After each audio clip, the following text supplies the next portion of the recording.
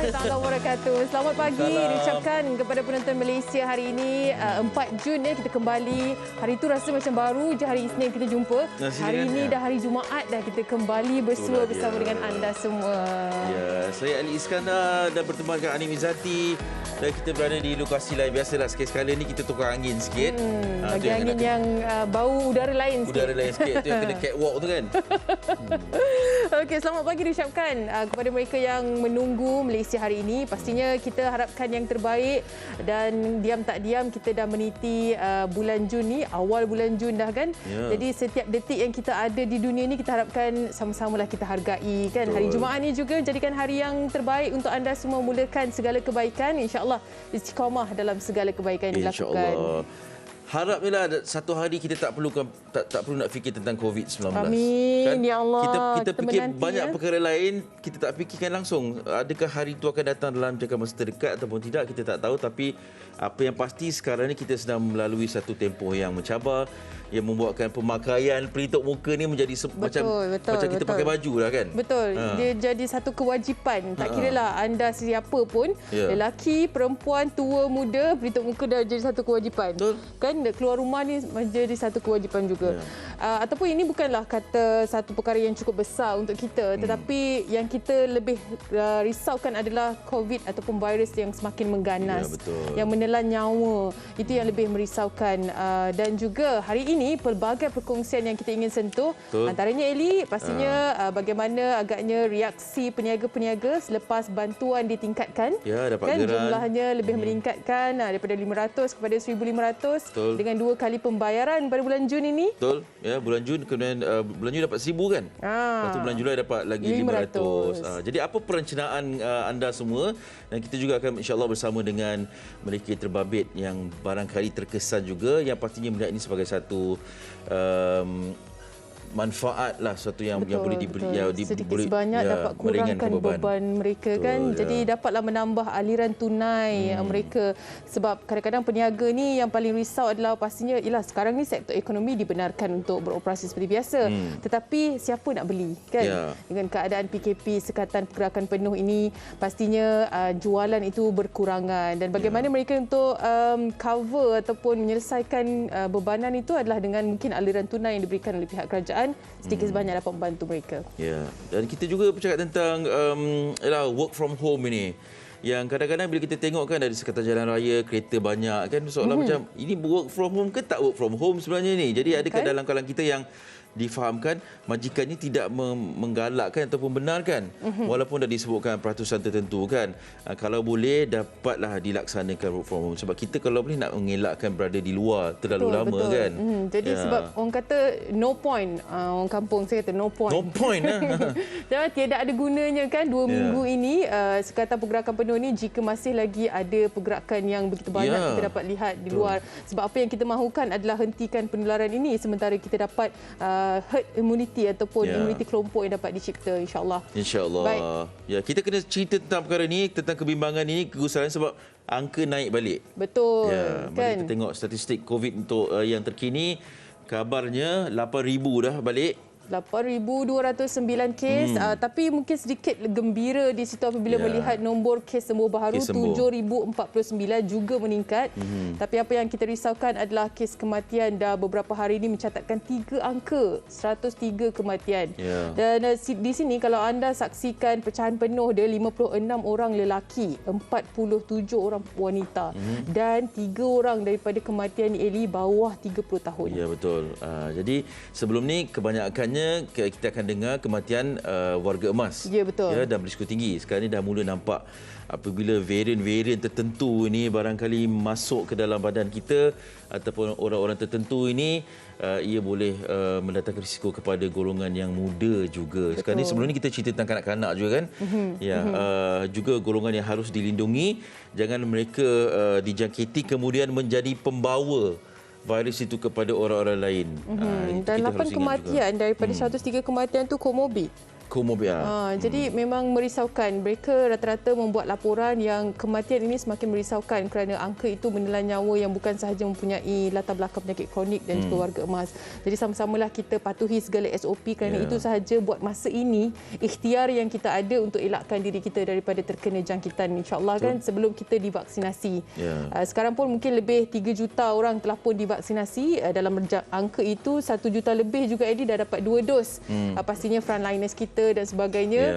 Jadi itu yang kita ingin capai, 80% daripada penduduk Malaysia ini dapat imuniti kelompok yang kita inginkan. InsyaAllah. Dan apa pun pastikan adanya penjarakan fizikal. Dan kalau tak perlu keluar, tak perlu. Kami ni keluar sebab kena bekerja kan.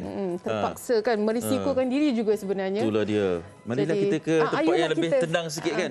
Kita boleh duduk. Ini belah kanan ke belah kiri biasanya? Mana-mana boleh. Mana-mana, sila. Pilih-pilih. Dia kena ladies first lah. Terima kasih. Okey, sama. Baik.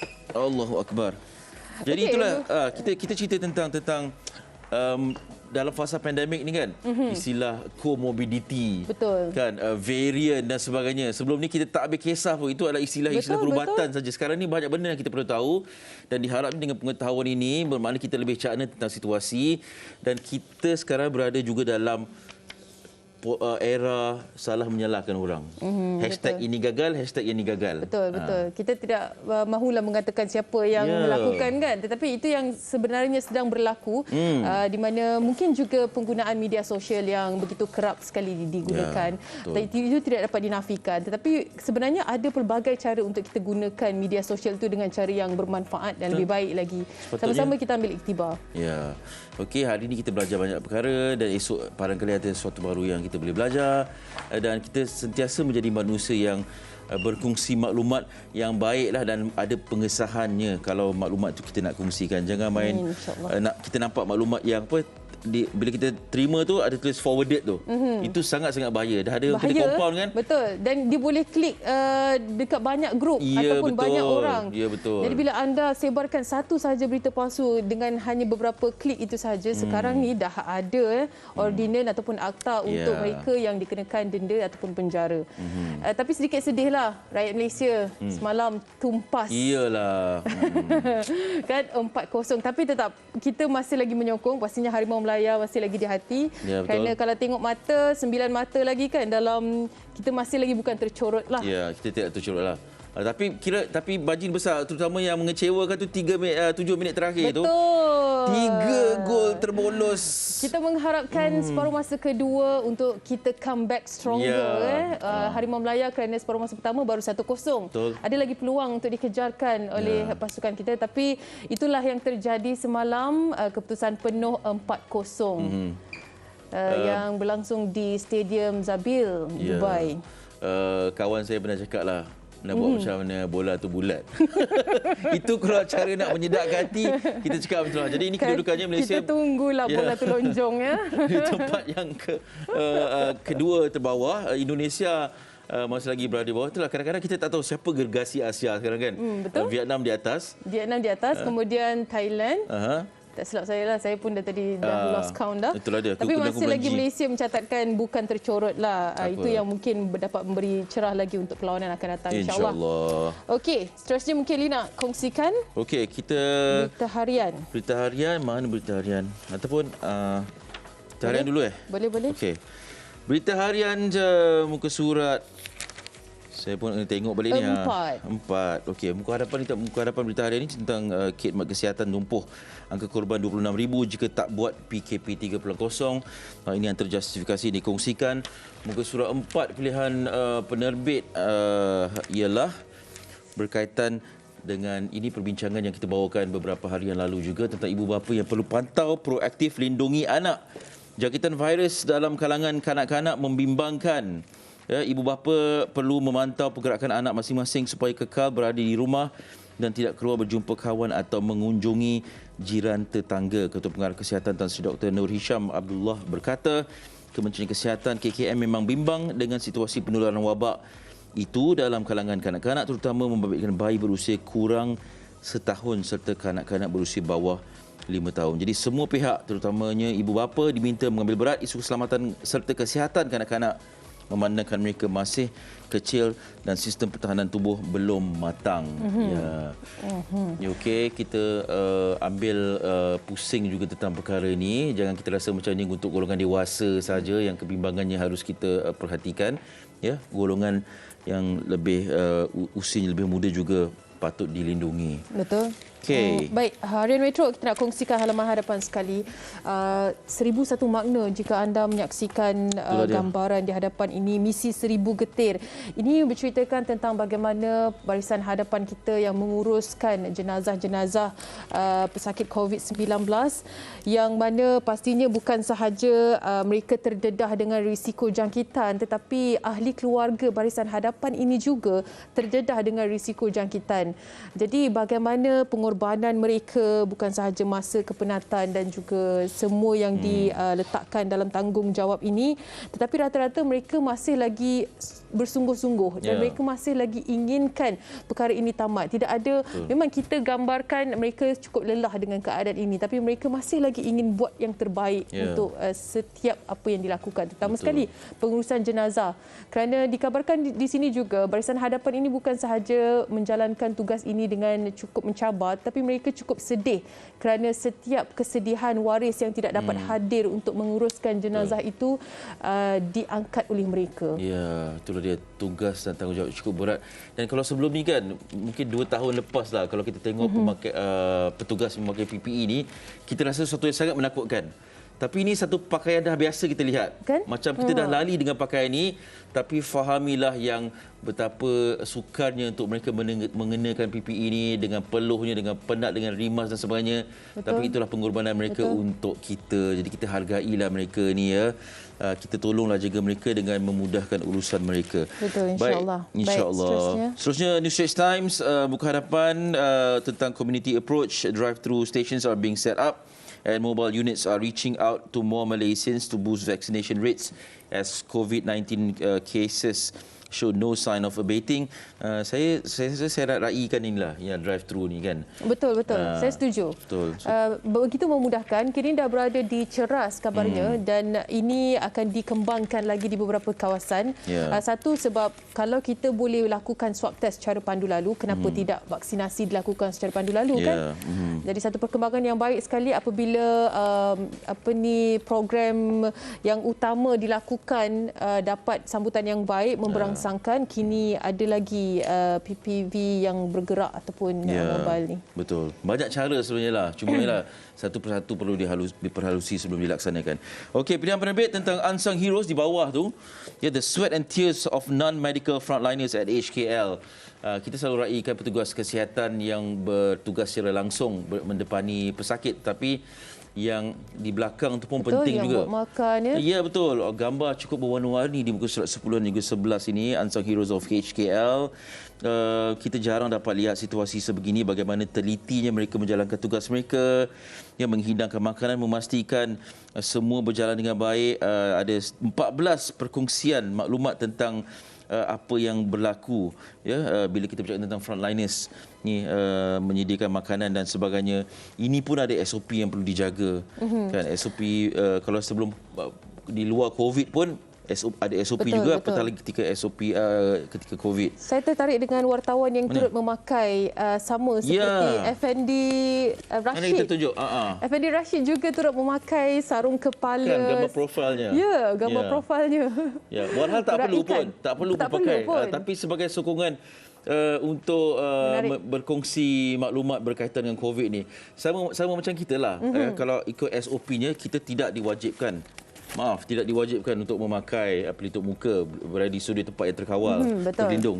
Tetapi sebagai sokongan untuk rakyat Malaysia untuk terus memastikan kita menjaga kesihatan dan diri kita, kami pakailah. Betul. Dan kita setiap hari bercakap tentang SOP, inginkan rakyat Malaysia ikut SOP. Jadi alangkah baiknya kalau kita juga turut sama-sama menunjukkan contoh yang terbaik. InsyaAllah kita sama-sama harapkan yang terbaik pastinya. Baik, itu sahaja perkongsian setakat inilah untuk akhbar harian. Anda boleh dapatkan sokongan kita diberikan kepada Akhbar Melayu Tempatan dan NST, Harian Metro dan juga Berita Harian. Okey, hari ini juga kita akan kongsikan selain daripada bantuan yang diberikan kepada para peniaga. Kita juga akan sentuh sedikit sebanyak tentang PTSD ataupun gangguan tekanan pasca trauma yang dialami oleh sesetengah individu yang pernah melalui trauma yang kronik, trauma yang cukup banyak sekali ulang kembali dalam kehidupan dia. Itu sangat bahaya kerana boleh mengganggu kesihatan mental sehingga boleh meragut nyawanya. Ya, kalau sebelum ni kita dengan istilah PTSD ni lebih menjurus kepada golongan bekas veteran tentera. Ya, veteran tentera, terutamanya tentera Amerika Syarikat yang baru pulang daripada negara bergolak kan, di Iraq lah, Afghanistan dan sebagainya. Tapi perkara itu di luar skop peperangan pun ada juga mereka yang mengalami post traumatic disorder ni kan. Kita akan bincang lebih lanjut tentang perkara itu nanti, apatah lagi dalam fasa pandemik yang menekan banyak pihak ni kan. Kena buang kerja, tak ada duit dan sebagainya. Yang normal pun boleh jadi stres, apatah lagi mereka yang memang bertarung dengan keadaan itu, kesihatan mental itu, apatah lagi mereka dalam keadaan ini. Okey, nanti kita akan sentuhkan. Sebelum tu, seperti yang dikabarkan tadi, Geran Khas Prihatin ataupun GKP yang dilihat kali ini memanfaatkan para peniaga dan juga yang IKS dan sebagainya. Jadi kita ingin mendapatkan pandangan Muhammad Farid Tarmizi, seorang pengasas kedai membaiki komputer. Dari Kuala Lipis Pahang kita bawakan cara panggilan video. Assalamualaikum. Waalaikumsalam. Apa khabar? Baik, alhamdulillah. Ini Ngani. Farid memang orang Lipis ke apa? Ya, saya memang asal Lipis. Oh, orang Siti dah ni. Yalah. Orang Tok T. Dekat tak tahu. Dekat tak dengan rumah. Okey Farid, anda sebagai pengasas kedai membaiki komputer lah ya. Sejak bila dibuka kedainya? Saya start buka kedai tu sebelum ni dalam tahun 2017. Okey, agak baru lagi lah. Jadi, bila bercakap tentang kedai komputer ni kan, membaiki hanya komputer saja ke ataupun peranti-peranti seperti telefon pintar, tablet dan sebagainya? Ada juga, tapi kita orang fokus pada komputer lah. Lepas tu saya buat servis rumah lah sebelum PKP satu dulu. Okey. Jadi sampailah sekarang dah ada kedai ataupun berpusat di rumah? Macam mana nak cakap? Kedai dah tutup sebab apa tu efek PKP tahun lepas lah. Okey, maknanya terkesan dengan PKP 1 lagi lah. Kemudian apa yang berlaku? Adakah adanya kebangkitan semula ke ataupun ada pengolahan cara bisnes anda ke? Lepas apa tu tutup tu, saya terpaksa work from home lah. Kiranya saya adakan tim untuk bergerak, berjumpa di tempat-tempat yang tempat yang dibolehkan lah, untuk membantu repair komputer per customer. Sebab bila perniagaan kalau 2017 mungkin 2 tahun akan datang tu adalah satu fasa yang baru nak meningkat, dan selepas itu berlaku pula pandemik dan sebagainya, gulung tikar dari segi terpaksa tutup kan, kos-kos yang tinggi, sewa kedai ditamatkan. Mungkin sekarang ni lah bantuan daripada bantuan yang pertama diberikan kepada para peniaga sehinggalah sekarang ini dilihat GKP juga memanfaatkan peniaga. Mungkin Farid ada pandangan yang tersendiri terhadap bantuan yang diberikan oleh kerajaan ini, Farid. Waktu PKP pertama dulu, memang bantuan GKP yang pertama tu sangat membantulah. Nak dapat saya boleh bayar sikit pekerja saya semua kan. Mana-mana yang sangkut nak bayaran tu dapat lepas lah kiranya. Okey, jadi sekarang ni macam mana? Sekarang ni masih setengah state recovery balik perniagaan tu, tapi kena ni balik lah, kena slow down balik lah sebab PKP baru ni jalan balik kan. Lepas tu tempat saya Kuala Lipis ni agak terkesan juga dengan dengan kalau kluster-kluster yang baru ni. Saya sendiri pun baru lepas habis kuarantin sebenarnya. Oh ya ke? Okey. Kita melihat sebab ini satu perniagaan yang penting sebenarnya sebab peranti-peranti komputer dan sebagainya dalam era pandemik dah jadi satu keperluan dah. Kan, jadi nak kalau antara pilihannya sektor perniagaan yang perlu dibuka, wajib dibuka ialah inilah sebab orang nak bekerja ke, orang nak belajar dalam talian ke. Menggunakan ya betul, PDPR dan sebagainya ni. Jadi Yalah, kita nak tahu juga bagaimana dari segi perkembangan, kalau dah kata slow down sikit dan sebagainya kan.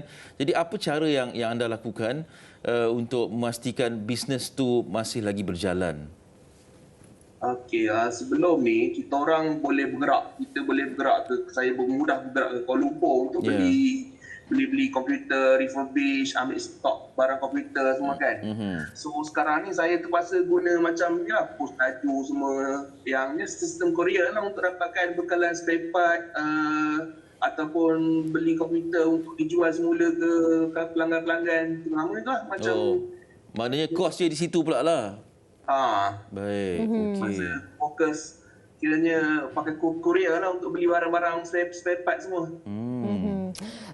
Mungkin setengah perniagaan yang setengah peniaga mengambil jalan untuk mengubah skop perniagaan sedikit untuk menyantuni keadaan pandemik ini. Apa pandangan anda? Mungkin anda juga ada sedikit sebanyak terfikir untuk itu? Saya tak pasti sebab macam cara saya yang sebelum ni, saya mudah berhubung dengan customer secara face to face. Kiranya diorang tahu apa yang saya buat untuk repair komputer diorang tu. Sekarang ni kira macam susah sikit lah nak face to face tu. Okey.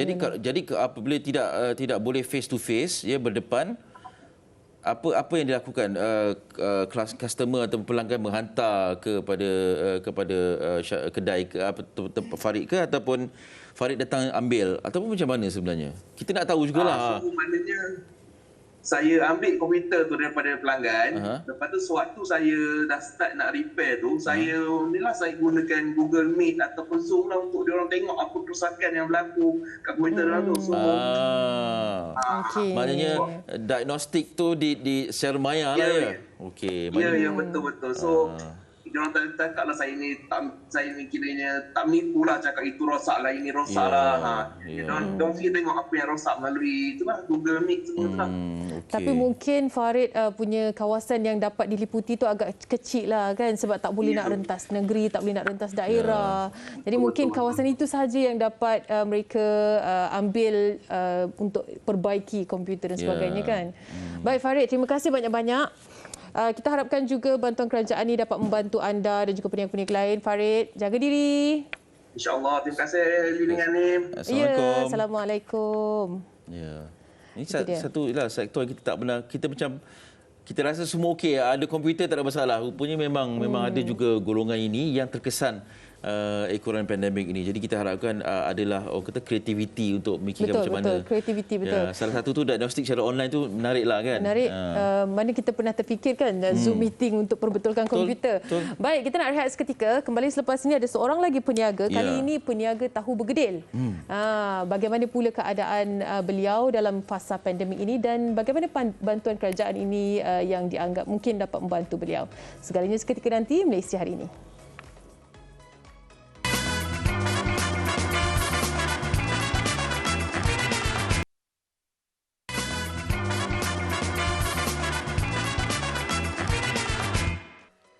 Okey, kembali dalam Malaysia Hari Ini dan kita masih lagi bercerita tentang geran khas prihatin ini yang memanfaatkan peniaga golongan kecil dan sederhana ni kan, yang barangkali bisnes mereka ni tidak membabitkan ramai orang, ramai pekerja ataupun diri sendiri sahaja. Betul. Jadi apabila diberikan insentif ini, bagaimana dimanfaatkan, walaupun bagi setengah pihak tu nampak macam alah kecilnya nilainya kan. Yalah. Tapi kalau diuruskan dengan sebaik-baiknya, setidak-tidaknya dalam tempoh beberapa bulan ini dapat bertahan lah sikit. Betul. Dan juga 2 minggu ni kita harapkan adalah sinar baru kan. Betul. Selepas 2 minggu ni mungkin boleh kembali bisnes seperti biasa.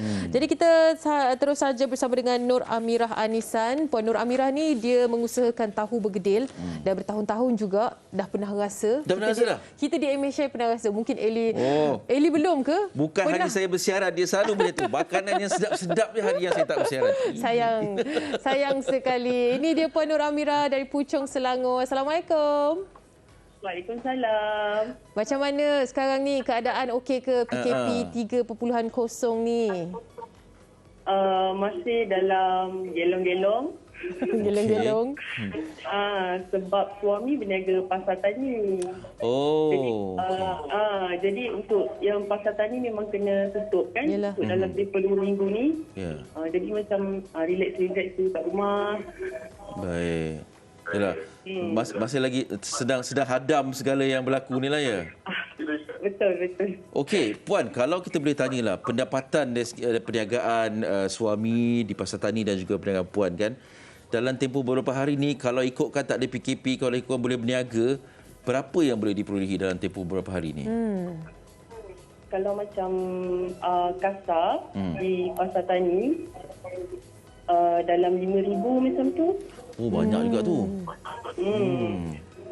Sebab suami Sabtu Ahad pun dia meniaga. Okey. Jadi ada tapak-tapak, hari Sabtu tu ada 2 tapak.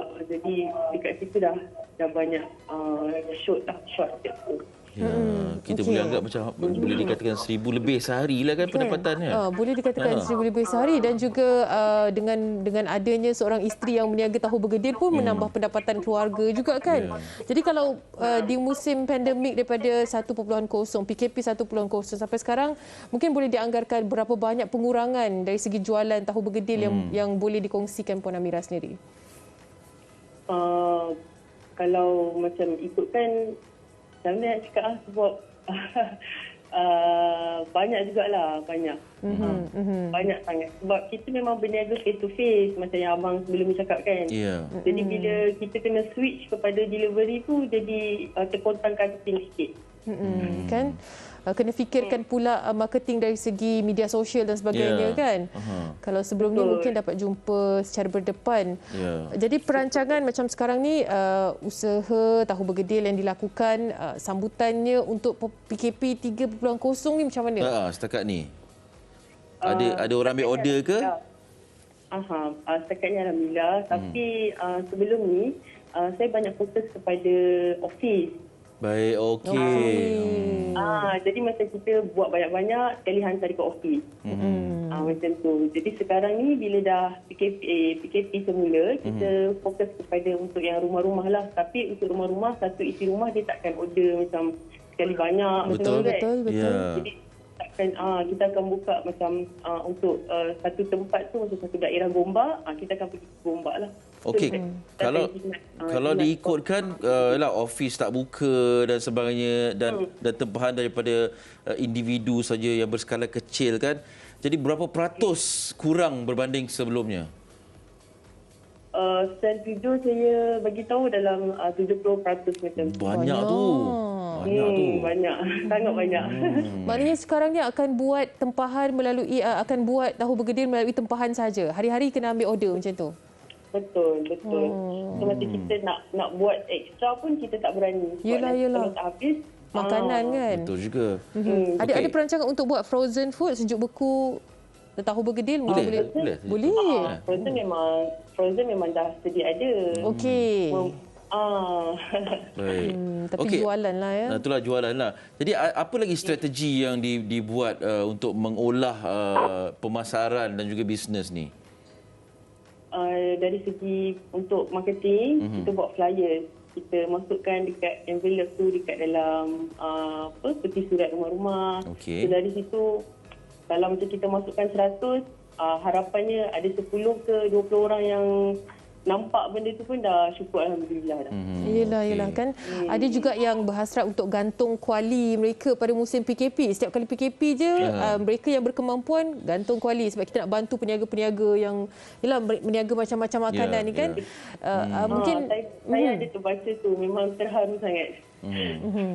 Okey, Puan Nur Amira, bantuan dinaikkan kepada jumlah RM1,500. Bagaimana ertinya dengan kenaikan bantuan yang diberikan oleh kerajaan ni untuk perniagaan Puan Amira sendiri? Okey, untuk kenaikan yang dapat tambah lagi RM1,000 ni, saya rasa bersyukur. Suami pun kata okey, alhamdulillah daripada tak ada. So kita akan cut mana yang rasa macam tak perlu, kita akan cut. Rasa macam okey, yang ni tak payah dululah. Okey, so kita tak perlu buat. Jadi untuk RM1,000 tu untuk berapa hari yang boleh bertahan. Macam tu. Ya. Itulah kadang-kadang kita rasa macam nilai itu tak seberapa, tapi kalau dirancang betul-betul bermakna juga ya. Betul. Betul. Baik, kita doakan ketabahan mengharungi fasa pandemik ini.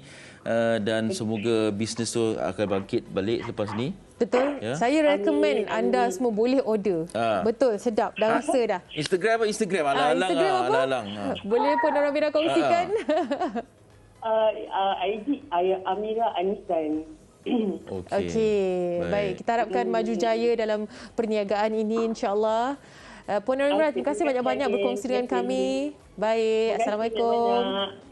Salam. Ya, itulah dia. Lain perniagaan, lain cabarannya kan.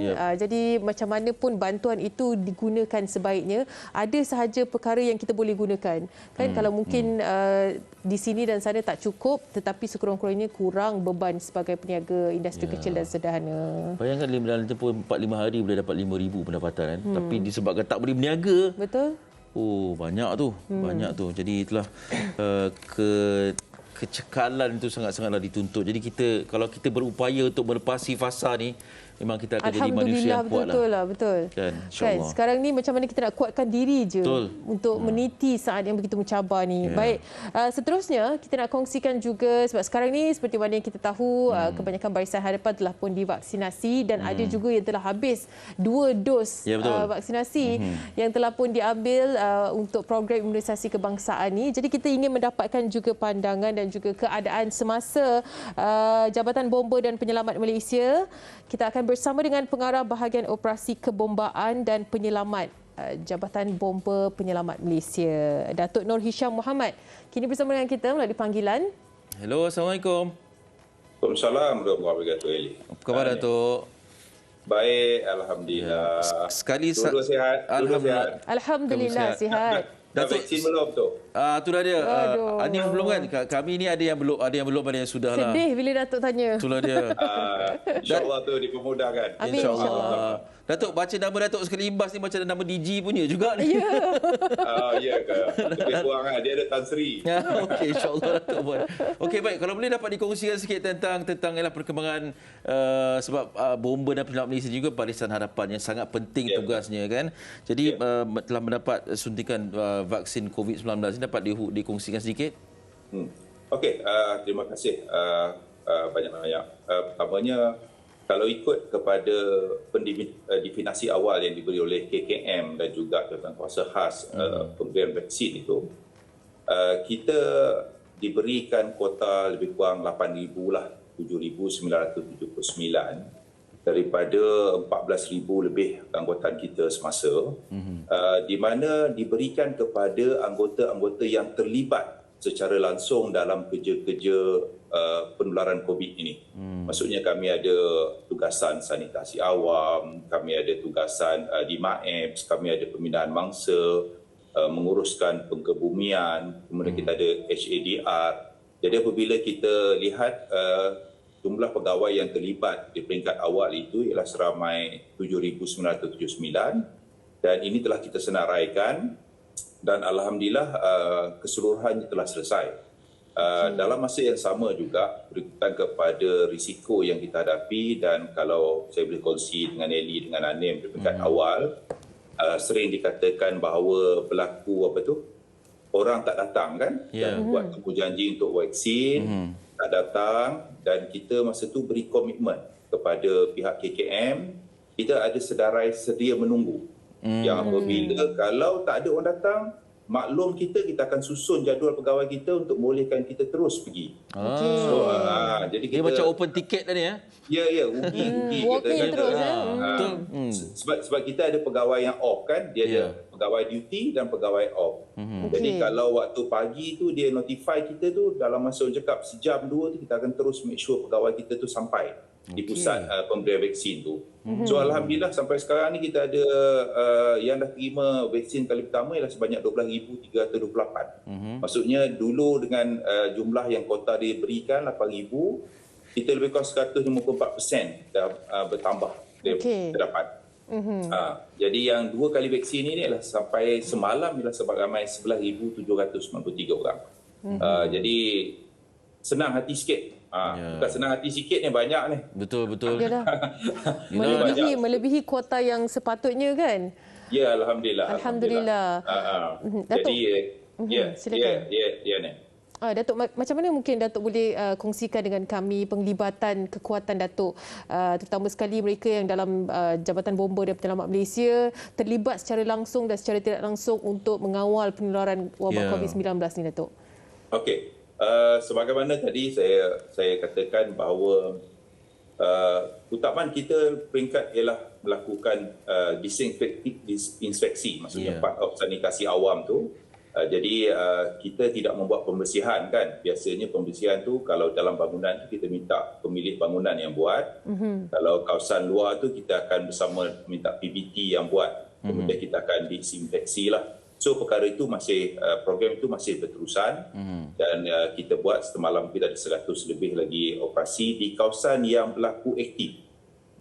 Kalau peringkat awal dulu kita banyak buat di kawasan yang tidak berlaku ataupun ada kes PUI pun kita akan buat, tetapi kita lebih kepada mendidik. Didik macam mana pemilik premis itu perlu buat disinfeksi, macam mana nak campur, tempat mana yang patut you buat, tingkap kena buka, kena kosongkan kawasan. Jadi banyak kita pergi sebab kalau kita tengok disinfeksi ini sepatutnya kalau ikut rekomendasi daripada WHO dengan CDC itu kita kena buat dengan kerap. Maksudnya bomba tak mampulah nak pergi setiap premis tu 1 hari 2 kali kan. Jadi dia kata kalau paling tidak you buat ialah 1 kali sehari. Itu kalau tak ada penularan. Kalau ada penularan you kena naikkan kekerapan. Contohnya kalau dalam bomba ni kita minta buat 3 kali lah. Oleh kaki tangan pembersihan dan juga kaki tangan kita. So itu di peringkat pendidikan. Tapi apabila sekarang ni berlaku dengan NIM, kan banyak kes naik. Jadi bila kes naik dan apabila kaki tangan itu merupakan konteks A, konteks B kan, konteks rapat kepada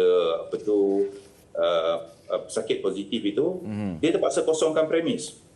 Betul. Dia arahkan keluarkan premis, kuarantin di rumah, pergi swab test, semua proses-proses yang SOP yang kita buat. Jadi the option yang ada saya nampak tu di banyak pelajar-pelajar awam dia akan call bomba. Maksudnya call bomba minta tolong buat di bangunan mereka. Jadi kita masuklah untuk cakap first round itu membuat pembersihan. Dan kalau kita tengok pejabat Perdana Menteri, Jabatan Perdana Menteri pun ada beberapa siri yang kita buat supaya kita nak mengelakkan penularan dalaman dan juga membantu berikutan kepada kawasan yang begitu luas. Inilah dia. Golongan yang tidak didendang ni tapi ada kalanya dipertikaikan tentang tugas yang mereka lakukan ini. Betul. Sebab ialah kita melihat ini sebagai satu langkah pencegahan. Kawan kata prevention is better than cure. Tapi inilah yang sebenarnya dilakukan oleh pihak Bomba dan Penyelamat Malaysia. Kan? Okey, Datuk, di luar situasi sanitasi dan sebagainya menguruskan secara langsung kes-kes COVID. Dalam situasi biasa ni, tugas-tugas harian lah, daily job ni kan, adakah terdapatnya SOP baharu yang dilaksanakan sebab kita tak tahu rumah yang kita pergi untuk menyelamatkan ke dan sebab itu ada kes. Jadi ada SOP tertentu? Terima kasih. Itu soalan yang tepat tu. Sebenarnya SOP ni kita keluar di peringkat awal dulu. Di peringkat awal telah kita keluarkan. Dan kita sebenarnya hadapi cabaran untuk makluman Eli dengan Anim ni. Bila kerja bomba ni, isu utama yang kita tengok ialah kita sukar untuk dapatkan penjarakan fizikal. Sebab kita bergerak dalam jentera tu kan, duduk 8 orang. Lepas tu kita kerja heavy duty. Jadi you nak expect kita pakai mask sepanjang masa. Lepas tu nak pakai BA macam mana pula kan. Jadi pendedahan kita tu tinggi. So kita telah keluarkan SOP yang untuk tangani isu ni di peringkat awal lagi. Maksudnya apabila kita bawa mangsa, mesti pastikan mangsa tu pakai mask. Baik. Okey, kalau kita memang wajib pakai mask, dia pun wajib dipakai mask. Kalau tak ada, kita kena beri mask. Okey. Kemudian kita ada juga apabila kita menguruskan mangsa positif, bagaimana kita nak bawa dalam ambulan, bagaimana kita nak menguruskan jenazah. Semua ini kita keluarkan SOP tentu. Dan sekarang ni bila berlaku penularan yang orang cakap lebih aktif ni, kita ambil langkah dalaman juga. Baik. Kita buat siasatan ada tidak berlaku pegawai kita yang langgar SOP. Contohnya bergerak antara negeri dengan negeri tanpa kebenaran. Baik. Bila ada kes positif kami akan siasat. You buat ataupun kenapa you dapat? Kalau you dapat tu sebab you langgar, dan kita akan ambil tindakan dalaman. Baik. So perkara ini kita dah tubuhkan unit khas di unit integriti kita dan juga marshal untuk pantau perkara ini. Baik. Jadi kita orang cakap extra tindakan sebab tak tahan lah. Buat masa sekarang ni kami ada 33 kes positif yang sekarang ni aktif ni. Dan daripada 33 kes ni, untuk makluman Nanim dengan Eli, apabila berlaku kes itu, kalau di balai, sekarang ada 20 balai yang berlaku, kita terpaksa tukar balai tu. Betul lah dia. Shift tu jadi 24 jam. Satu shift tu, satu kru itu terpaksa kita keluarkan dan kru lain yang ambil. Kalau kes tu merebak dalam balai sangat ramai, kita terpaksa tutup balai tu, cakap disinfeksi, ambil anggota daripada balai lain dan duduk situ. Bukan sehari. Kan, dia bukan sehari, dia 10 hari kuarantin tu, jadi 10 hari lah. Orang cakap, dia orang ni tinggal keluarga, duduklah di balai tu untuk pastikan perkhidmatan kepada rakyat diteruskan. Itulah benda yang orang tak tahu sebenarnya kan. Kan. Sebab frontliner ni bukannya kebal daripada vaksin ni, daripada COVID ni. Kalau kena macam-macam urusan yang perlu dibuat. Baik, Datuk, terima kasih banyak-banyak Datuk. Kita juga harapkan Datuk dan juga kekuatan Datuk dapat menempuh fasa yang mencabar dan teruskanlah menjaga kami kan. Terima kasih banyak-banyak Datuk. Terima kasih banyak. Kami terus menyokong Bumu dan Penyelamat Malaysia. Terima kasih banyak. Assalamualaikum warahmatullahi wabarakatuh. Waalaikumsalam Jaga diri ya. warahmatullahi. Itu dia. Datuk Nur Hisham Muhammad, Pengarah Bahagian Operasi Kebombaan dan Penyelamat JBPM, Jabatan Bomba dan Penyelamat Malaysia. Betul. Kita tak tahu perkara-perkara yang berlaku di sebalik ni kan. Kita hanya tahu kalau ada emergency, kecemasan, bomba kena datang. Betul. Kita tak tahu apa yang berlaku di balai bomba tu sendiri, kalau ada kes dan sebagainya kan. Dan dalam masa yang sama mereka terpaksa membahagikan kerja hakiki dan juga keadaan COVID-19 ni kan. Dan mereka juga ada keluarga. Betul. Banyak risiko yang ditanggung. Baik, itu perkongsian kita tentang vaksinasi barisan hadapan. Seketika nanti kita akan kongsikan pula tentang yang dikabarkan tadi, gangguan tekanan pasca trauma ataupun PTSD. Segalanya seketika nanti kita kongsikan dalam Malaysia hari ini.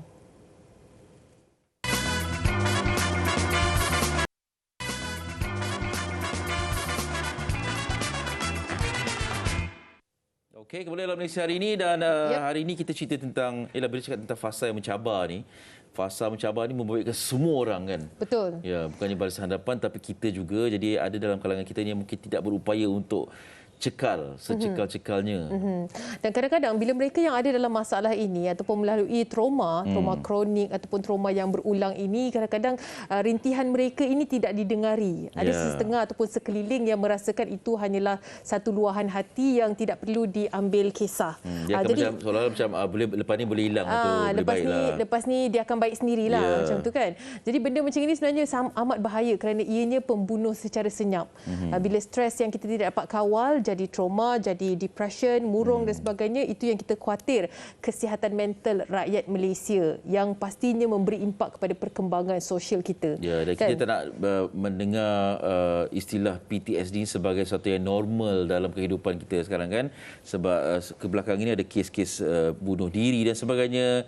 Kita tak tahu apa sebabnya, tetapi kebanyakan kalinya akan dikaitkan dengan simptom ataupun keadaan ataupun situasi sebegini. Okey, kita nak bersama dengan Datuk Dr. Al-Zamani Muhammad Ros. Beliau adalah pakar perunding perubatan kecemasan dan trauma, Ketua Jabatan Kecemasan Pediatrik Hospital Tunku Azizah. Okey, di talian sekarang. Assalamualaikum. Waalaikumsalam. Apa khabar Datuk? Alhamdulillah. Terima kasih kerana menjemput saya. Ya, terima kasih sudi bersama dengan kami juga. Datuk, bila kita cakap pasal trauma ini pastinya keadaan yang pelbagai kita boleh kaitkan. Cuma keadaan sekarang ni yang kita perlu tahu bagaimana seriusnya tahap kesihatan mental rakyat Malaysia. Kesihatan mental sekarang ni menjadi perbualan umum. Orang mula bercakap. Pada masa lalu, orang kurang bercakap kerana takut akan stigma masyarakat. Dan sebenarnya ia adalah bara dalam sekam. Kita tak nampak tetapi di dalamnya ada. Jadi bagi satu yang muncul, 9 lagi kita tidak nampak. Saya percaya semua orang ada stres ataupun tekanan sendiri. Cuma sama ada seseorang itu dapat menanganinya, menghadapinya ataupun di luar kawalan yang memerlukan bantuan tambahan. Baik. Okey, Datuk, kita bercakap tentang satu fasa mencabar ni kan. Kalau sebelum ni kita dengarlah sebelum ataupun pra-pandemik ni kita dengar tentang depresi, kemurungan, macam-macam lagi tindakan yang dilakukan ekoran daripada situasi begini. Jadi pandemik COVID-19 ini mencetuskan pelbagai seolah-olah macam api dalam sekam tu makin lama makin kelihatan. Jadi sebagai pengamal perubatan, apa yang dapat Datuk perkatakan tentang situasi tekanan dalam fasa pandemik ini? Ya, tekanan menjadi semakin tinggi, semakin kuat kerana kita menerima beban hasil dari produk pandemik ini. Kerana pesakit-pesakitnya memenuhi hospital kami. Jadi petugas-petugas sendiri ada tekanan dalam menghadapinya. Itu dari segi petugas. Tetapi di luar sana, mereka yang kini dikurung atau terkurung di rumah juga ada tekanan mereka sendiri yang tidak dapat bekerja, yang hilang pekerjaan, yang perniagaan terjejas. Jadi semua ini berasaskan kepada stres, berasaskan kepada tekanan dan diproses oleh minda dan hati, dan kalau ianya terlalu kuat sehinggakan ia mengganggu kehidupan seharian, maka ia menjadi sesuatu yang memerlukan bantuan. Bagi pihak kami memang stresnya ada, tetapi kami cuba menghadapinya dengan cara kami sendirilah. Jadi Datuk, kita mengambil dari segi golongan ataupun pesakit yang mempunyai masalah kesihatan mental ini, pastinya dia memerlukan rawatan dari segi mungkin kaunseling, perlu jumpa psikiatri dan sebagainya. Dan dikabarkan juga di Malaysia kekurangan psikiatri itu menjadi salah satu isu. Benarkah Datuk? Sebab saya ada terbaca satu artikel di mana yang berdaftar sehingga tahun 2018 hanyalah beberapa ratus saja. Nak digambarkan sebenarnya sepatutnya seorang sekretari itu boleh mengawal dalam 10,000 rakyat ataupun individu. Bagaimana mungkin? Betul, tetapi bukan hanya psikiatri saja yang boleh membantu dalam isu ini. Kita ada juga clinical psychologist, ada juga counsellors, dan di hospital mereka ini ada. Di hospital juga ada perkhidmatan ini ditawarkan kepada petugas kesihatan sendiri yang stres dengan situasi ini. Cuma orang perlu faham apa itu gejala, bagaimana kita boleh katakan itu benar-benar post-traumatic stress disorder, pun hanya satu fasa saja yang lalu. Okey. Datuk, kalau boleh dapat dikongsikan dalam konteks situasi kita alami sekarang. Kalau sebelum ni kita dengar PTSD ni lebih kepada golongan bekas-bekas tentera kan, yang kalau di Amerika Syarikat tu yang dihantar untuk berperang ataupun bertugas di negara bergolak.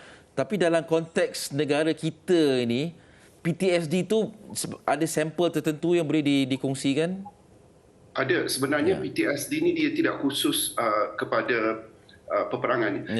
Bila berlaku suatu insiden yang menjadi punca tekanan ataupun stresor, ia mungkin seorang kanak-kanak yang melihat bapanya ditikam, ia mungkin seseorang yang terlibat dalam kemalangan, seperti insiden LRT, bas jatuh gaung dan sebagainya. Jadi bila ada satu stresor, bergantung kepada orang juga. Setengah orang kerana didikannya, dia biasa menghadapi krisis, menghadapi cabaran, ia bukan satu masalah yang besar. Jadi simptom itu dapat mereka tangani dengan baik. Tapi setengah orang tidak ada sokongan sosial yang bagus dan sebagainya. Jadi mereka ini mempunyai risiko untuk mengalami apa yang dikatakan post-traumatic stress disorder. Kalau saya dapat berikan sedikit simptom, seseorang itu sebenarnya kalau dia dapat stresor ini, terlibat kemalangan ke atau melihat suatu tragedi, kalau dia ada simptom yang dari segi amnya dipanggil simptom mengalami semula ataupun re-experiencing. Dia mungkin ada mimpi ngeri, dia mungkin ada terbayang-bayang, itu adalah salah satu simptom dalam PTSD. Dalam masa yang sama, dia ada simptom lain yang cuba mengelakkan daripada bercakap tentang itu atau tempat itu, dan juga dia lebih sensitif. Kalau ada bunyi dia rasa macam nak lari, dia lebih kurang dapat concentrate, dan dia semua ini mengganggu dia dalam menjadi orang yang lebih negatif. Malah kalau pada hujung spektrum ini dia boleh mendapat depresi ataupun kemurungan.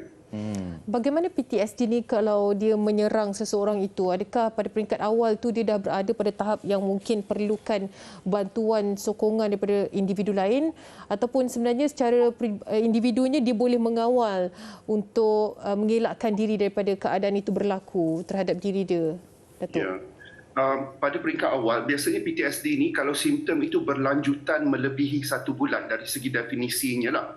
Tetapi kalau kurang dari 1 bulan, kita belum meletakkan diagnosis post-traumatic stress disorder ataupun PTSD ini. Kalau sebelum 1 bulan, simptom-simptom ini biasanya dipanggil acute stress disorder. Dia acute, nama pun acute, sekejap. Untuk mereka yang sebegini, terdapat banyak faktor, faktor diri, sokongan sosial, genetik malah, sama ada mereka ini akan benar-benar mendapat PTSD yang mana simptom ini berlanjutan lebih dari 1 bulan. Terdapat beberapa langkah lah. Bila berlaku situasi ini di hospital, bila berlaku mass casualty incident ataupun satu insiden yang melibatkan ramai orang disebabkan kemalangan dan sebagainya, kita juga biasa memanggil counsellors ataupun clinical psychologist untuk datang membantu kita memberi apa yang kita panggil psychological first aid ataupun rawatan pertama ataupun rawatan asas psikologi.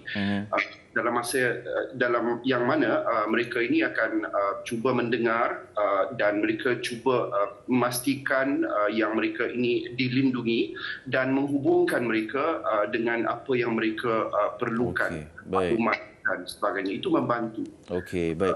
Datuk, kita ada 2 minit saja lagi, tapi saya perlu tanya soalan ni. Misal kata sekarang ni, bila kita bercakap tentang perkara-perkara yang memberikan mental ataupun jiwa ni kan, ini stigma masyarakat timur ni lah, kita tak mau bincang tentang perkara ni. Jadi bagaimana kita perlu mendekati ataupun cara kita menyantuni golongan yang kita nampak ada simptom PTSD ni tapi dia tak sedar? Apa cara yang terbaik untuk mendekati malangkah anda sedang berhadapan dengan masalah? Ya, menjadi pendengar yang baik. Apabila kita nampak, kita boleh menyuarakan kalau ada apa yang dapat kita bantu, dan kita boleh mendengar apa yang diperkatakan. Tapi setengah orang tak. Macam kanak-kanak dulu, saya pernah pergi ke Iran semasa gempa bumi, kanak-kanak berhenti bercakap. Dia orang terlupa bagaimana bercakap. Tapi antara terapi yang kita berikan adalah menjadi badut di padang pasir dan cuma sebagai terapi, dan mereka mula bercakap. Jadi saya rasa untuk kita menjadi pendengar yang baik, kadang-kadang isyarat badan dan sebagainya, dan menyuarakan kita bersedia kalau ada mahu berkongsi, dan apa saja yang diperlukan kita akan cuba bantu sebagai sahabat. Dan mereka ini boleh dirujuk kepada klinik kesihatan untuk dirujuk untuk kaunseling, malah ke klinik psikiatri juga. Adakah memaklumkan kepada mereka yang mereka ada PTSD itu satu wajar, ataupun kita jadi pendengar saja, kita tak perlu cakap ya awak ni ada PTSD? Saya rasa tak perlu maklum sebab tugas diagnosis itu kepada doktor. Tetapi sekarang ni untuk bantuan profesional, sekurang-kurangnya mendengar permasalahan ini untuk mematikan masalah mereka, kerana mereka akan kurang fungsinya. Betul. Baik, banyak sekali penjelasan terhadap pertanyaan-pertanyaan dan juga persoalan kita kan tentang perkara ini. Macam Eli katakan, kalau sebelum ni kita hanya dengarkan dikaitkan dengan zaman peperangan sahaja. Baik Datuk, terima kasih banyak-banyak. Stay safe juga kita ucapkan. Jaga diri. Assalamualaikum Datuk. Selamat menjalankan tugas ya. Stay safe. InsyaAllah. Terima kasih Datuk. Datuk Dr. Al-Zamani Muhammad Ros. Muhammad Idrus sebenarnya. Okey.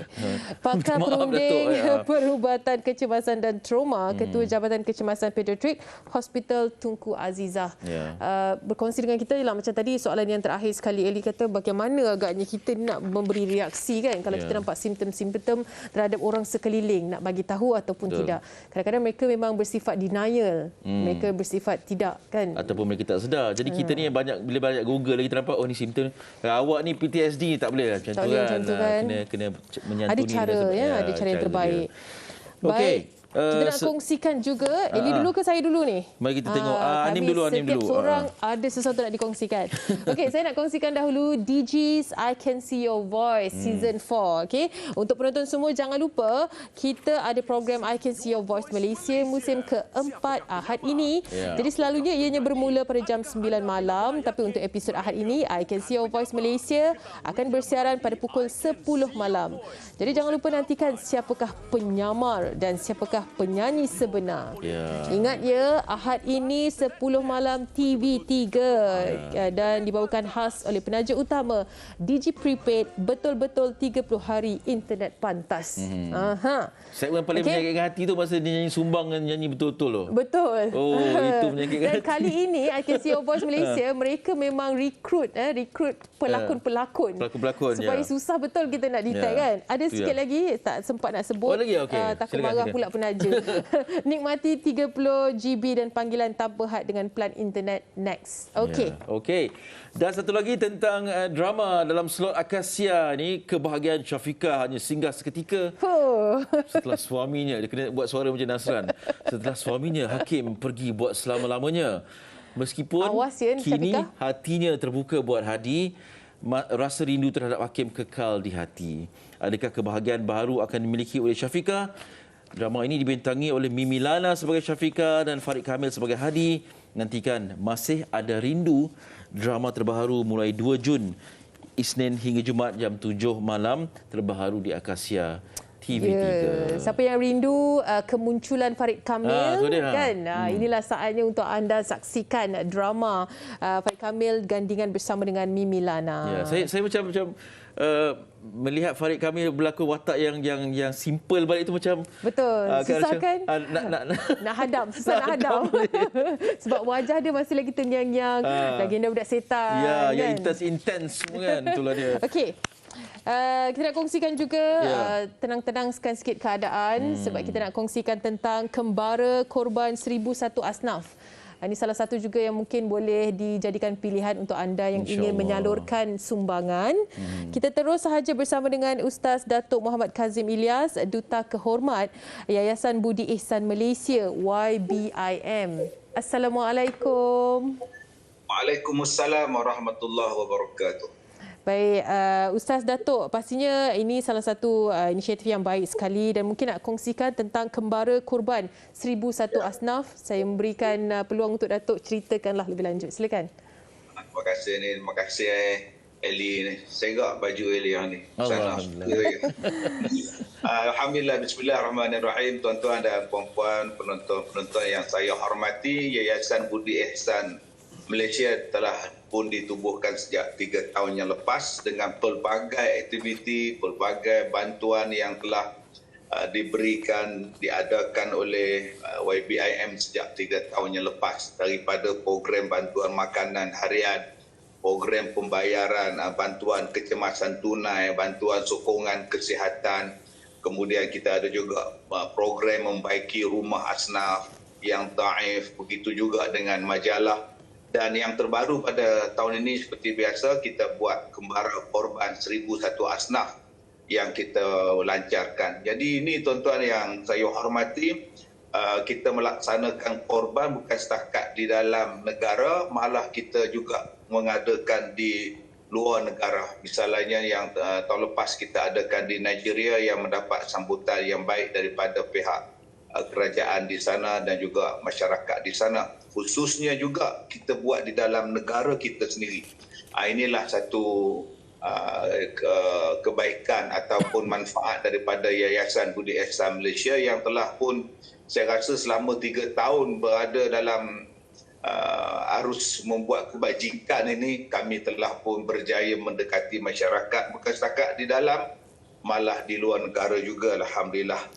Dan kita yang paling penting sekali sekarang kita nak buat kempen untuk kembara korban 1001 asnaf ini untuk negara-negara yang mundur, masyarakat mereka yang agak susah mendapatkan makanan khususnya kita sebut daging korban misalnya sendiri, dan kita juga akan buat di dalam tanah air kita. Yang tu kita tak lupakan, kita tak nafikan, kita juga akan membuat korban di dalam negara kita Malaysia sendiri, insyaAllah.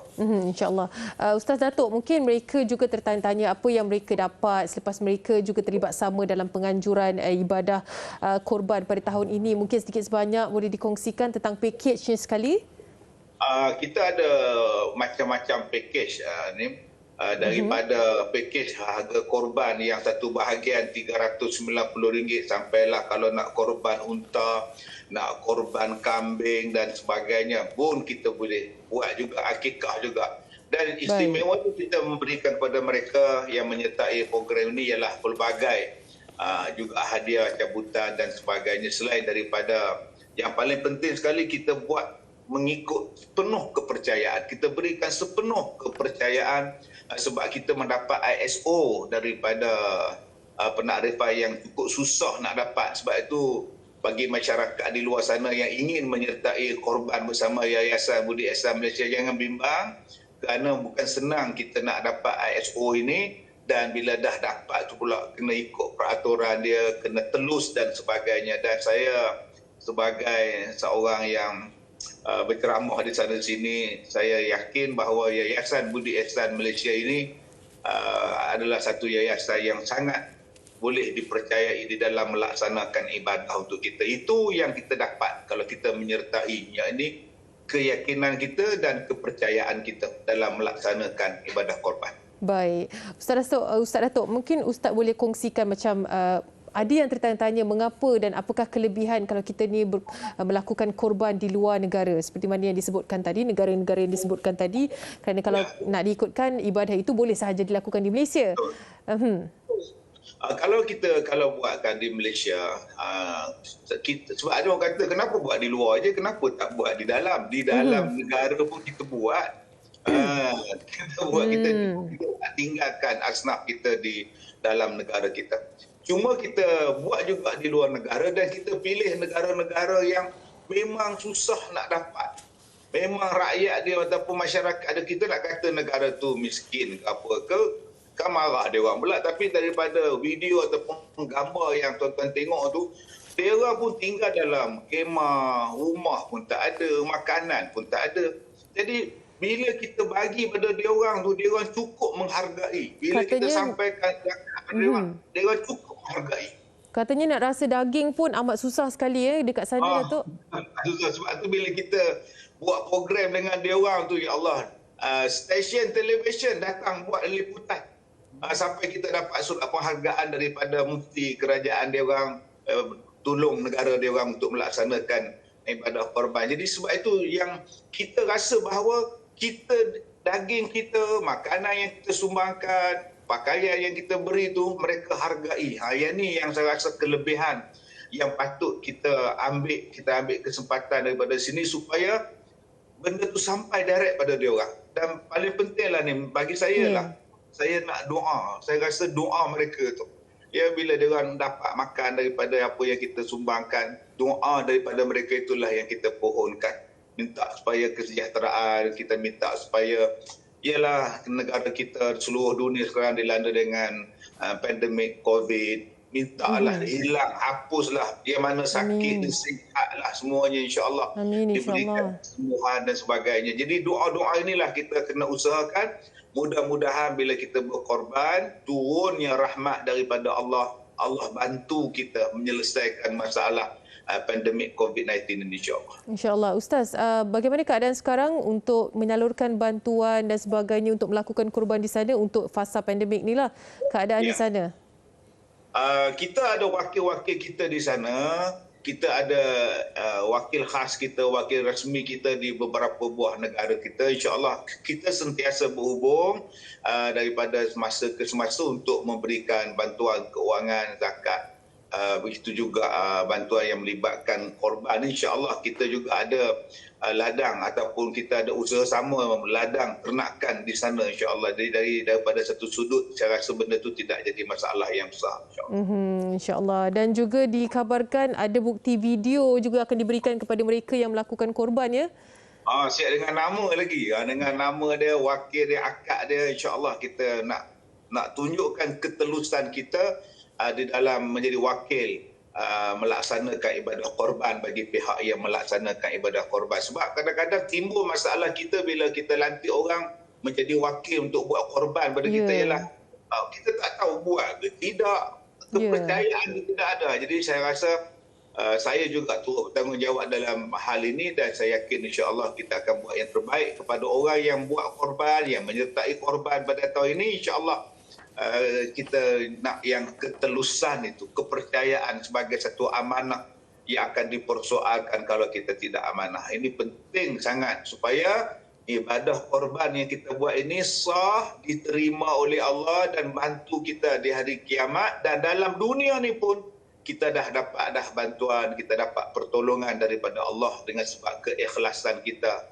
menolong orang lain dengan mengerjakan ibadah korban khususnya, insya-Allah. InsyaAllah. Baik, Ustaz Datuk, terima kasih banyak-banyak. Kita doakan juga usaha murni ini dapat dipermudahkan dalam segala urusan, insya-Allah. InsyaAllah. Assalamualaikum. Waalaikumsalam warahmatullahi wabarakatuh. Ustaz Datuk Muhammad Kazim Ilyas, Duta Kehormat Yayasan Budi Ihsan Malaysia, YBIM. Pastinya ini satu usaha yang cukup baik sekali. Bila nak merasa korban anak ke ataupun atas nama sesiapa di luar negara, mungkin inilah salurannya, kan? Ya, itulah dia. Lama tak sembang Ustaz Kazim, kan? Itulah dia. Lama tak jumpa. InsyaAllah nanti kan ada topik lain. InsyaAllah. Kita berehat seketika selepas ini bersama dengan seorang pelakon, penyanyi, pencipta lagu yang katanya semua dia pulun. Katanya wajah dia ada iras-iras Cristiano Ronaldo. Saya dengar juga. Ada dengar kan? Nanti kita tanya dia, agak-agak dia ada rasa aura tu tak? Dan kita tengok video call nanti ada tak iras tu nanti. Okey, seketika nanti bersama dengan boleh Boleh. Danish Sufian. Nantikan di Malaysia hari ini. Kita rehat sekejap.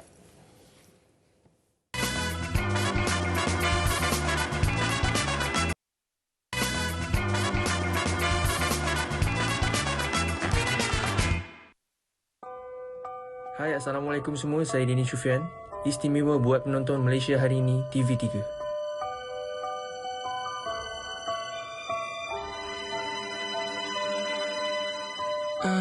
Aku layar bumi, jauh mana pun engkau pastikan lindungi di panas rentasi. Ku perlu kau di sisi. Kamu terlakarlah bahagia bagai purnama, indahnya cinta.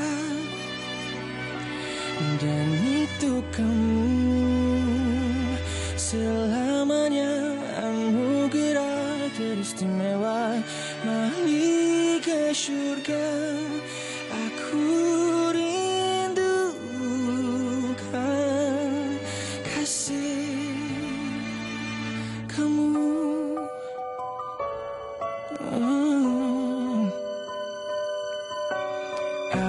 Aku hilang kasih, andai bukan dibelaimu hingga lindungi tiga panas rentasi.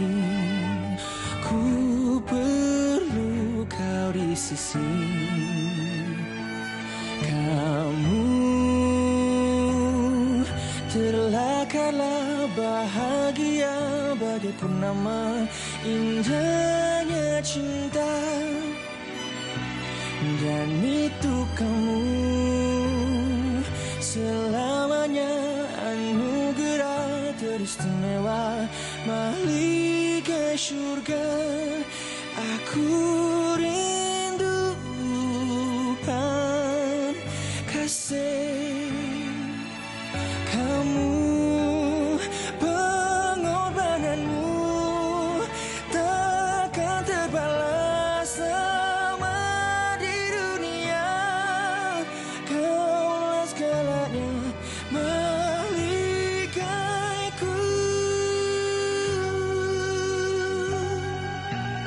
Oh, kamu Biarlah bahagia bagaikan nama indahnya cinta. Dan itu kamu selamanya anugerah teristimewa mahligai surga. Aku rindukan kasih, ku rindukan kasih.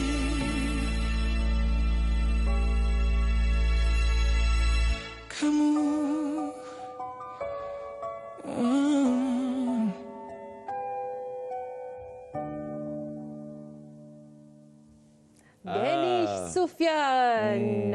Alhamdulillah kan dapat persembahan secara eksklusif untuk Malaysia hari ini. Walaupun secara rakaman, itu dia suara dia. Dia penulis lagu juga. Tapi kali ini dia mempertaruhkan single terbaru. Jom kita bersama dengan Danish Sufyan. Hello, Assalamualaikum. Hello, Waalaikumsalam. Di Likas Sabah. Baik, Alhamdulillah. Abang apa khabar? Baik, apa khabar? kami sihat, Alhamdulillah. Danish, awak pakai headphone itu tak rosak ke rambut? Sebab tu saya tak kat sini. Hanya orang lelaki saja yang tahu tentang perkara ni.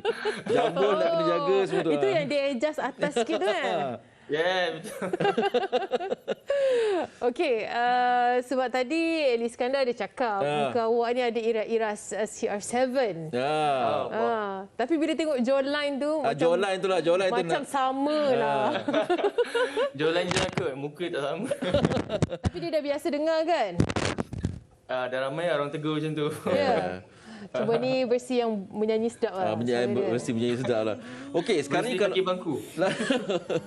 Okey, Danish, kalau kita sebut tentang nama Danish Sufyan ni, Danish lebih cenderung dikenali sebagai penyanyi ke pelakon? Memang satu. Saya lebih suka dikenali sebagai penyanyi lah. Penyanyi. Okey. Sebab saya mula daripada menyanyi dulu, and then baru start berlakon. Berlakon masih baru juga. Tapi bila dah masuk dalam dunia lakonan ni, dia ada satu perasaan yang berbeza terhadap dunia lakonan kan? Betul. Apa yang lagi susah, lagi mencabar? Bagi saya berlakon lah, sebab saya tak biasa lagi. Sebab saya baru je masuk dalam bidang lakonan. Even menyanyi pun baru juga. Cuma nyanyi saya start daripada kecil lagi, daripada sekolah. Cuma berlakon ni saya tak pernah ada experience. So tiba-tiba terus masuk dalam dunia lakonan tu agak macam kekok lah mula-mula. Tapi lama-lama dia macam pelan-pelan saya adapt untuk improve diri saya lah. Banyak akan terus berlakon lah, bukan macam hobi sekejap-sekejap saja. Bukan. Ya, okey. Kira like sekarang dua lah, saya menyanyi dengan berlakon kat sekali. Cuma saya lebih aktif dengan menyanyi lah sekarang. Dan anda dikenal sebagai pencipta penulis lagu kan? Tapi lagu Mahligai ni lagu orang lain ya? Sorry, apa dia? Lagu Mahligai ni ciptaan orang lain kan? Yes, which is Firdaus Rahmat, Iki Hugh dan juga Hanis Rafi. Okey. Jadi cuma tulis lirik tu saya dengan diorang lah sekali. Okey, banyak ada jugalah sentuhan daripada Danish sendiri. Ya, betul. Macam mana Danish nak katakan tentang tahap vokal dalam lagu ni, nak dibandingkan dengan tahap yang awak boleh lakukan? Maknanya adakah lagu ini mencabar tahap vokal Danish sendiri ataupun ini biasa je? Ini soalan juri bagi ni. Saya bagi saya agak mencabar juga untuk saya kalau nyanyi live. Cuma saya lebih fokus kepada like feel saya. Cuma kalau suara tinggi-tinggi tu saya tak berapa nak concern pada benda tu. Saya lebih fokus dengan rasa dah, feel lah untuk nak sampaikan lagu tu. Supaya orang pun dapat rasa apa yang saya rasa. Sebab lagu dia berbeza, konteks dia ataupun fahaman dia berbeza, macam kisah seorang ibu dengan anak kan? Ya. Betul? Ya. Dia macam sesuai musim pandemik yang anak tak boleh balik kampung ni kan? Betul. Actually saya masa tengah tulis lagu ni, actually saya tengah imagine lah saya punya rasa rindu dengan family saya. Masa tu saya dekat Semenanjung. Tapi sekarang Alhamdulillah saya dekat Sabah dengan family. Alhamdulillah. Terlibatlah rindu kan?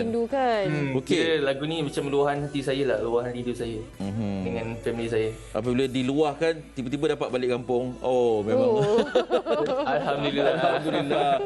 Ni ada yang bertanyakan, ini trend lagu tajuk satu perkataan aja ni. Sepatah-sepatah aja. Saya memang tak nak complicated sangat. Kalau boleh saya nak simple je. Ya, okey. Lagi satu senang untuk disebut kan. Betul. Cuma mencabar dia bila contohlah lagu ini akan masuk kepada masuk AJL, ada pula satu lagi lagu Mahligai juga dibawakan oleh penyanyi lain. Kan? Macam lagu Sumpah. Macam lagu Sumpah.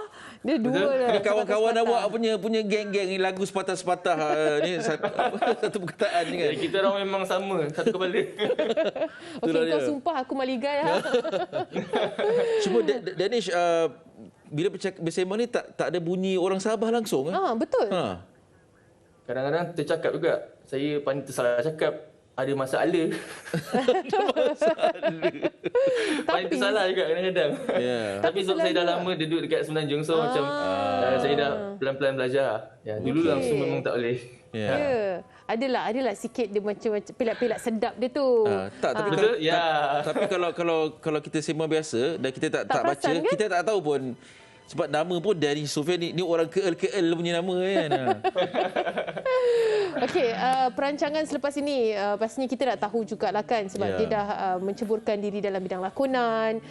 Okey, reaksi pertama lah peminat Danish Sufian semasa Danish berlakon. Nampak je dekat kaca TV, apa yang mereka katakan tentang lakonan Danish? Surprisingly diorang macam ada bagi feedback yang bagus juga. Tapi ada cakap yang saya perlu improve lagi, which is memang betul. Saya ambil benda tu sebagai untuk saya improve diri saya lah. Banyak juga yang tegur saya masih banyak benda perlu belajar, and banyak juga yang puji. So saya ambil benda tu sebagai positif untuk saya improve diri saya sendiri. It's a good start. It's a good start, Ini nak bersaing dengan Naim Daniel ke macam mana ni? Berlakon punya, menyanyi punya kan. Naim lagi. Bersaing dia dah lama, dia dah secara boleh kecil sihat lagi. Saya baru start. Tak apa. Boleh bersih lagi bersaing. Saya pakai 22 tahun? Ya, umur. Umurnya 23. 22 tahun. Tahun ni 23. Tahun ni 23 lah. Okey. Baik. Kita harapkan terbaik lah, insyaAllah. Bila nak turun Semenanjung ni? Saya pun tak tahulah. Kalau mungkin bila dah record label saya dah panggil untuk saya ke sana, saya pergilah. Cuma sekarang so far tak ada apa lagi. Saya still boleh bekerja daripada jauh. So alhamdulillah. Lepas tu sekarang ni pula risiko kalau pergi ke Semenanjung contohnya dah boleh ke apa, tapi nanti tiba-tiba PKP jadi lagi kan kita mesti tak nak. Itu yang saya takut juga. Baik duduk di rumah dululah. Bersama dengan keluarga dulu kan. Ya, betul. Okey, Danish nak belajar lagi satu lagu kan Danish kan? Yes, betul. Okey, terima kasih banyak-banyak dan kita dah sampai hujung. All the best kepada anda ya. Okey, terima kasih Danish. Alhamdulillah. Thank you for having me. Thank you. Okey. Assalamualaikum. Waalaikumsalam. Kita dah sampai penghujung. Nak dengar satu lagi suara Danish, lagu Danish Sufian ni. Zaman-zaman era nama Danish ni nama yang popular tau. Betul semua yang beranak mesti nak letak nama anak Danish sebab handsome katanya. Betul. Tapi Danish Sufian ni hello. Okey, kita akan saksikan, kita akan tinggalkan persembahan Danish Sufian iaitu dengan lagunya Simpan. Dan kita nak juga anda jaga diri baik-baik, tolong kawalkan diri, jaga SOP, okey? Jumpa esok insya-Allah minggu depan. Assalamualaikum. Bye.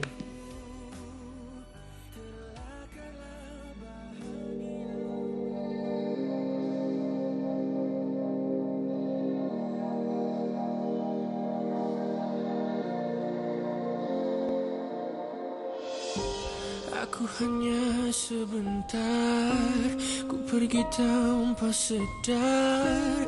Hanya kau yang bersinar walau hidupku berputar. Dilema tangis luka, ku tinggal air mata. Hancur berderi jiwa, kata ditelan janjinya.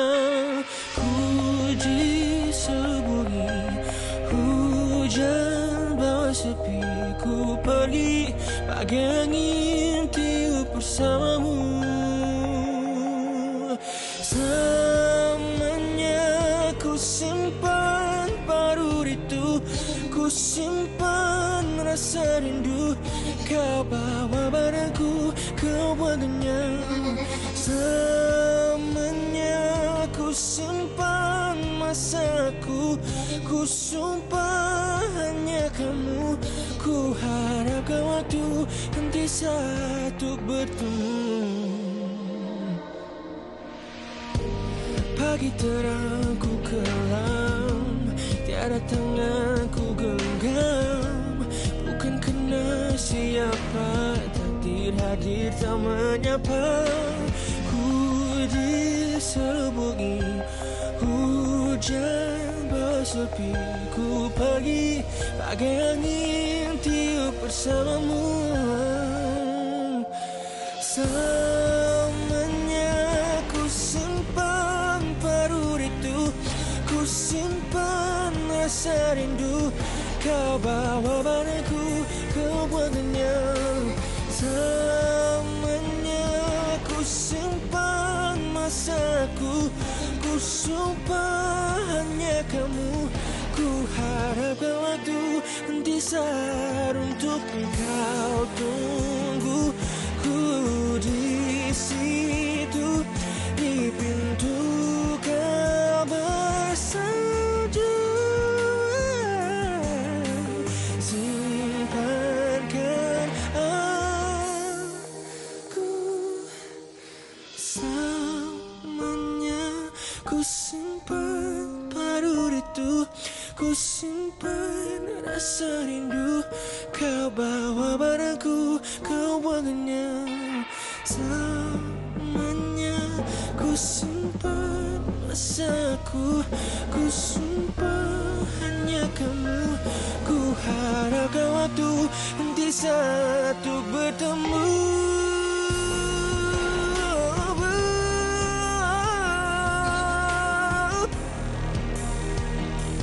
Kau bawa padaku ke buangannya. Selamanya ku simpan masaku, ku sumpah hanya kamu. Ku harapkan waktu di satu bertemu.